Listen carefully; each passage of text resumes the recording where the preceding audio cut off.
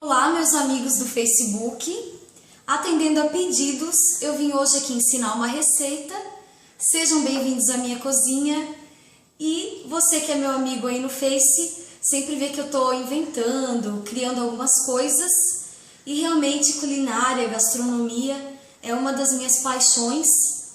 E hoje eu vim aqui ensinar uma receita muito especial, que é uma receita que desde que eu me lembro por gente, eu vi a minha mãe fazendo. Então eu quero homenagear ela com essa receita e ensinar também para vocês. Quase que todas as minhas amigas sabem fazer, as que gostam de cozinhar, porque é uma receita muito versátil, muito prática e 99,9% das vezes ela dá certo.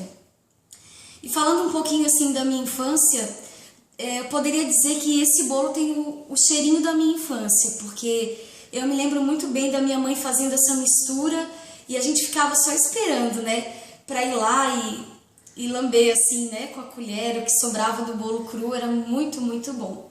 E hoje a minha mãe fala que eu cozinho melhor que ela e nem tanto, né, a minha mãe faz coisas muito gostosas. Quero aproveitar e te mandar um beijo, mãe.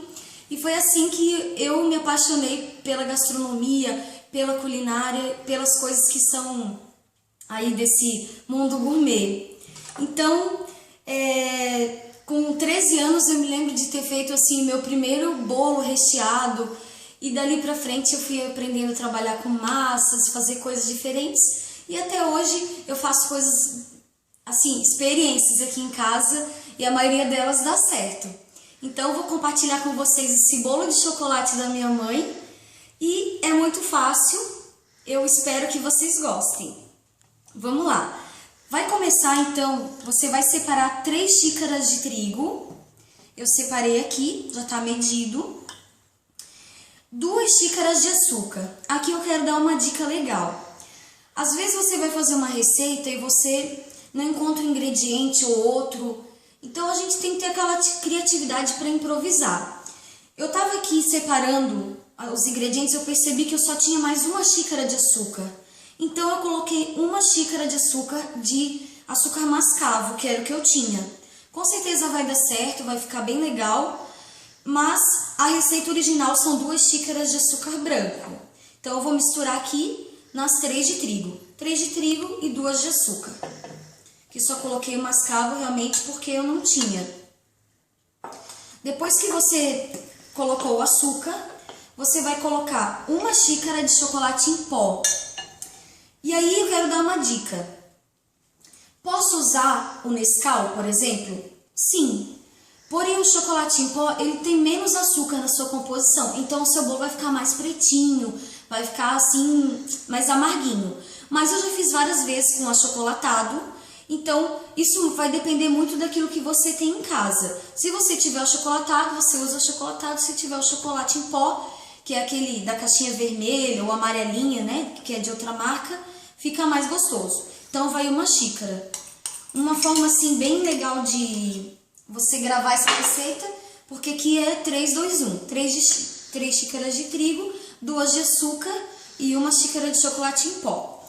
Junto aqui nessa mistura você vai colocar 1 colher de fermento químico, que é o fermento de bolo, que existem 2 tipos de fermento, o biológico e o químico. Biológico é aquele que a gente usa para fazer pão. Esse branquinho aqui é o fermento químico. Ok, já estou aqui com todos os secos misturados. Agora eu vou misturar bem. Se você quiser, você pode peneirar. Quando eu tô com um pouquinho mais de paciência, assim, eu acabo peneirando. Mas não, a minha mãe não fazia assim. Ela só misturava mesmo. Tô imaginando aqui, na minha infância. Que cheirinho gostoso que ficava a casa, né? Ok, terminou de misturar os secos. Você vai adicionar 3 ovos, que eu já separei aqui. E 1 xícara de óleo de soja. Essa receita não é muito light, né? Enquanto isso, eu vou esquentar só mais um pouquinho aqui a água, que eu já vou explicar para vocês como que ela vai entrar aqui. O ideal nesse momento não é tentar misturar tudo, porque tem muito seco para pouco líquido. Então você vai fazer uma pré-mistura aqui, ó. Quebrar a gema, só tô misturando. Como eu falo, é uma receita super prática. Fiz uma pré-mistura, ó, tá meio misturadinho. Não tá tudo misturado, porque se eu tentasse misturar isso tudo aqui de seco, vai ficar muito denso, né? Então agora vai o último ingrediente, que é 1 xícara de água bem quente. É bem quentinha mesmo, tá? Por que a gente dá uma misturada aqui? Às vezes, se você deixar os ovos aqui por cima agora com essa água quente, ele pode meio que dar uma cozinhadinha. Então esse não é o nosso intuito. Por isso que eu fiz essa mistura aqui. Então agora eu vou começar a colocar essa água quente e vou começar a misturar tudo. Deixa eu misturar aqui. Já vou mostrar pra vocês como é que tá. Coloca um pouco, mistura um pouco. Vocês vão ver que realmente é uma receitinha muito prática. E dá um cheirinho gostoso de chocolate. Quem não gosta de chocolate, né? Essa receitinha não é nada light, mas vai bem pro fim de semana. Tá aqui, ó, eu tô terminando de mexer. Vou filmar aqui mais de perto. Bem facinho. Agora eu tô incorporando, né, esse líquido aqui com a massa.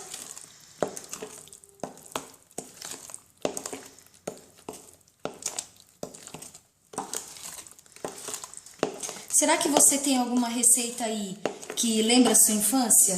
Que você poderia me falar aqui nos comentários? Tem receitas que lembram muito a nossa infância, né? Eu lembro muito das latinhas de doce. A minha mãe não era aquela mãe que comprava bolacha, né? Ela fazia aquelas latas bem grandes assim de manteiga, ela guardava e a gente passava assim, comendo sempre coisinhas feitas em casa, porque a minha mãe se preocupava muito assim com a nossa saúde e não comer nada industrializado, né? Pessoal, dá uma olhadinha aqui na textura que fica. Ó, ela fica uma massa bem legal, bem bonita. Já tá toda misturadinha. Agora eu vou colocar aqui nessa forma que eu untei com óleo. Quando eu planejo fazer esse bolo para desenformar, eu prefiro untar ele com margarina e polvilhando o trigo. Mas como eu não vou desenformar, isso aqui vai ser bem para tomar café em casa, então eu coloquei com óleo que eu acho mais prático. Deixa eu virar aqui. Um utensílio que eu gosto demais dessas espátulas, porque quando a gente vai raspar, sai toda a massa, né? Não é à toa que o nome desse utensílio é pão duro, porque não fica nada aqui, né? A gente também não quer desperdiçar nenhum ingrediente, né? Apesar que ainda bem que não tinha esse utensílio na época da minha mãe, porque a gente adorava lamber essa bacia aqui. Vou mostrar pra vocês. Vocês podem ver que a minha massa ficou bem pretinha. Olha que legal, saiu quase tudo. A minha massa ficou bem pretinha. E antes ainda de dar uma pausa, eu vou colocar no forno e vou dar uma dica aqui da caldinha. E depois eu volto pra mostrar como ficou, mas só vou colocar aqui no forno. Eu deixei ele esquentar um pouquinho. Tô usando quase a temperatura máxima, coloquei 250 graus. Mas aí no seu forno, se ele for meio fraquinho, coloca quase o máximo, né? Eu gosto de trabalhar sempre com o forno bem forte. Se você tiver um forno elétrico, tome cuidado para não acionar o dourador. Porque se eu acionar o dourador aqui sem querer, ou até quando a pessoa não tem muita experiência, ele vai queimar o bolo por cima. Então, aqui eu não vou usar o dourador, estou usando 250 graus. E até vou fazer uma continha aqui de tempo para depois dizer para vocês quanto tempo ficou assando. Deixa eu dar uma dica da calda, que eu decidi fazer essa calda aqui, que você não vai precisar ficar, eu não tenho leite condensado. É uma receita mais prática e eu também acho que fica muito gostoso, porque não fica aquela calda tão pesada, né? Então eu já coloquei aqui, vou chegar pertinho para mostrar para vocês. Tem meia xícara de açúcar, tem mais ou menos uma meia xícara também do chocolate em pó. Coloquei uma colher de margarina E aqui eu vou misturar um pouquinho de leite, porque quanto mais leite você colocar, deve ter menos de meia xícara. Na verdade, essa calda eu sempre faço assim a olho, mas aqui eu tentei fazer mais ou menos umas quantidades. Basicamente, foi uma meia xícara de açúcar, meia de chocolate em pó, uma colher de margarina e um pouco de leite. Aqui o leite é mais para juntar, assim, não precisa colocar muito leite, senão vai ficar muito aguado e você vai ter que ficar fervendo muito até chegar ao ponto. Então, daqui a pouco eu volto, quando a minha caldinha estiver quase no ponto, e depois eu volto no final para mostrar o bolo prontinho. Até daqui a pouco. Então, voltamos. Olha que lindo ficou o bolo.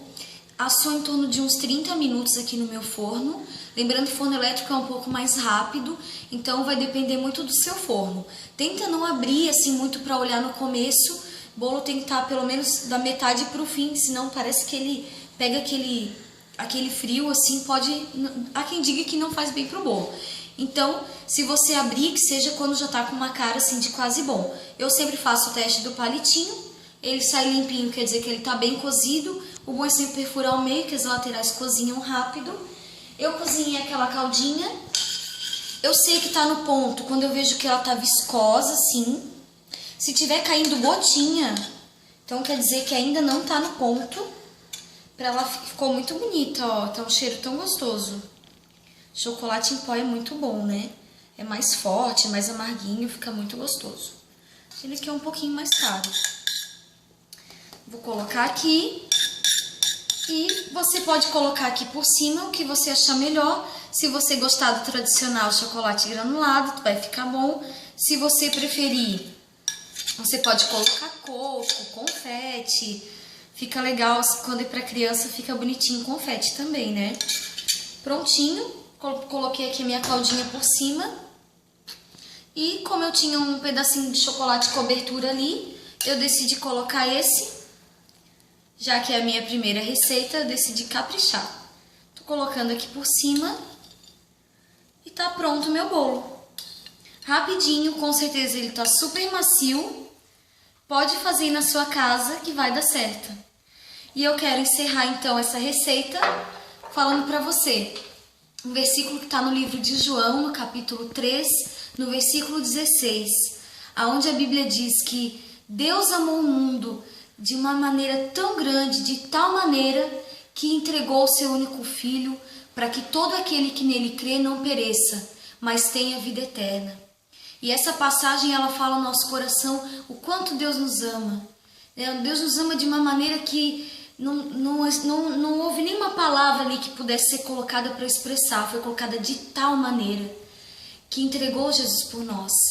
E esse amor, ele precisa fazer parte da nossa vida.